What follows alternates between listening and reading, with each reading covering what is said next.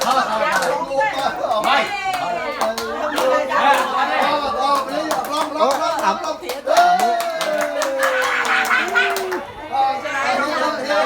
nè mũi ăn sơ tiếp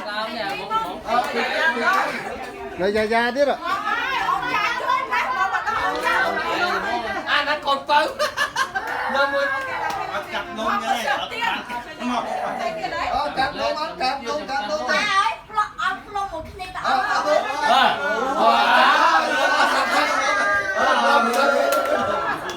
cái này sắp cho con đi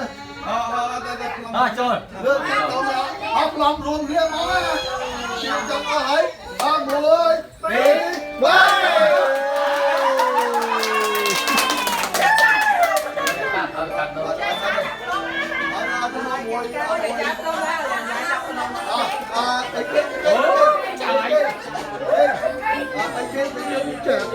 mũi đã dùng tay bắn nước dùng một tấm mặt không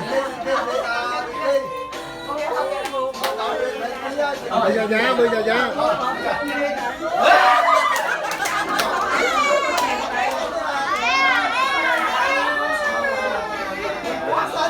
chả mũi ăn hôm á man sân